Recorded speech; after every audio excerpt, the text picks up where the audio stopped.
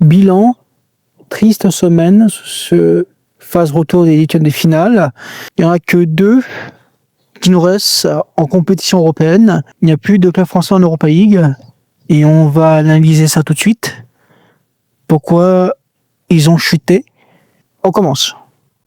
Bonsoir à tous, c'est Foot Vision. On va faire le bilan de l'huitième de finale de retour. Abonnez-vous, likez, commentez et c'est parti. On va commencer par Ligue des Champions avec le match retour du PSG qui allait à Stamford Bridge à Londres. Malgré la défaite des Blues au parc 5-2 à l'aller, on se dit que Chelsea allait faire un match retour convaincant, à la hauteur de ses espérances, mais bon, pas du tout. 3-0 score final, en tout 8-2. Pour les Parisiens, je ne sais pas ce qui s'est passé. J'ai entendu dire qu'ils avaient fait une prépa physique pendant les vacances de Noël pour cette fin de saison. C'est chose faite. Dès la 5e minute, le Georgien cravachait à marque en pressant le défenseur des Blues. Même si Chelsea a eu des occasions, disons pas terribles, mais il se prête à notre but sur une reprise de volée de Barcola. Pleine lucarne. Il est très bien en ce moment, il est en confiance, notre jeune Barcola. Tout au long de ce match, Chelsea se fait dominer à chaque pressing des Parisiens. Savona va assurer à la fin de la première période et même en seconde partie, jusqu'à ce que Mayoulou libère le PSG à la 60e minute en dehors de la surface. Pas grand chose à rajouter. Savonov garde les cages à violer des Parisiens durant les 30 dernières minutes. Le score est de 3-0. Excellente prestation des Parisiens. Ils iront en quart contre Liverpool, adversaire qu'ils ont affronté l'année dernière en huitième de finale.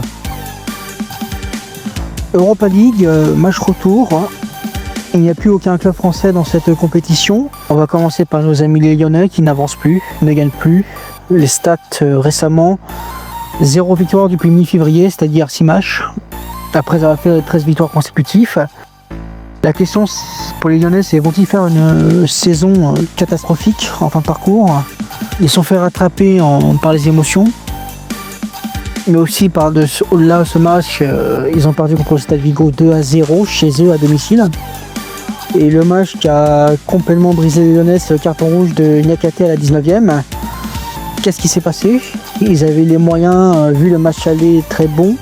Là, ce que j'ai vu, entendu par les analystes et les commentaires, c'est la prépa physique, beaucoup de blessés qui reviennent plus tard. Le carton rouge qui a plombé le match, je sais, je me répète. Les buteurs du Celta, c'est Ravi Rueda à la 61e et Ferran Jouglé à la 92e.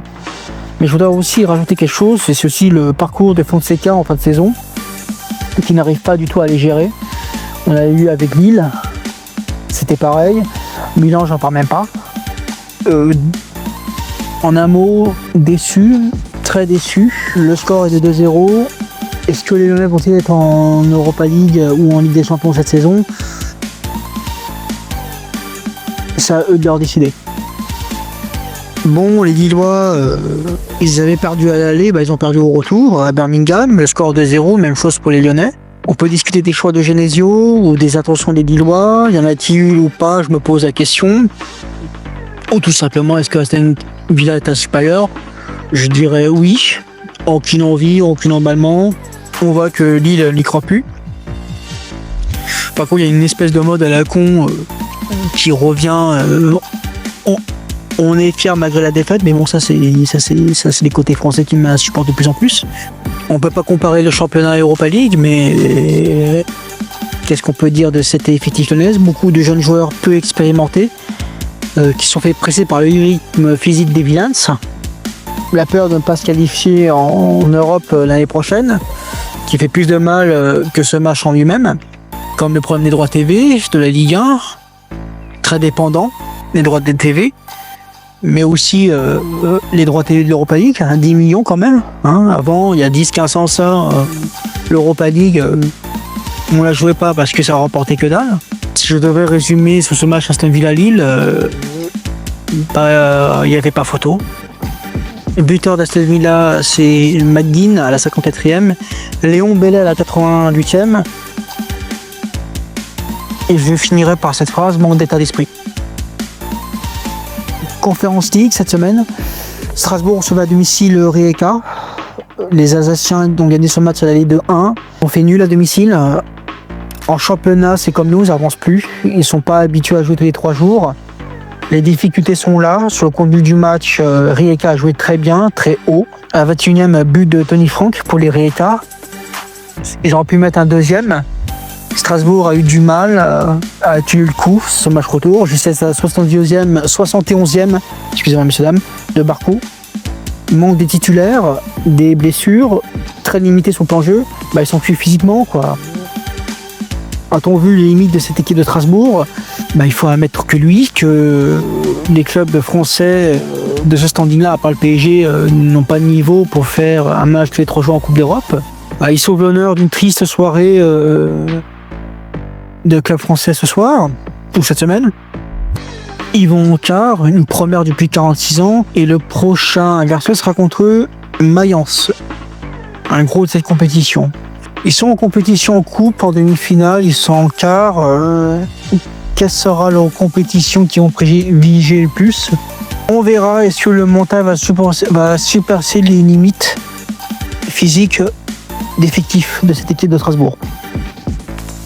En bonus, vous avez remarqué que cette semaine, pour la Coupe d'Afrique des Nations, le Sénégal a été destitué de son titre au profit du Maroc par tapis vert. Pour qu'on s'explique, la CAF a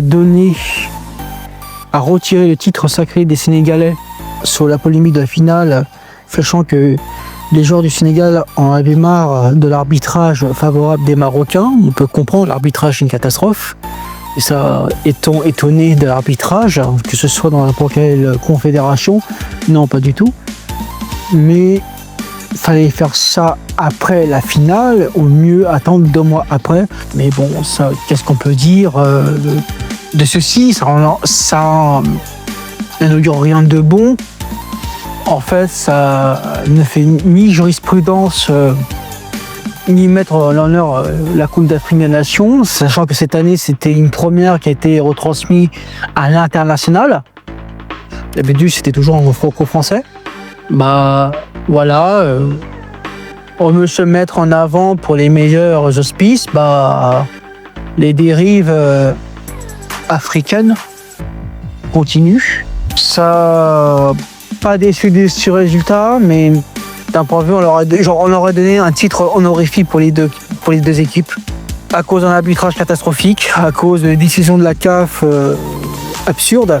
Ça rend pâtit l'équipe sénégalaise, ça rend pâtit l'équipe du Maroc, et voire même ça ruine la réputation.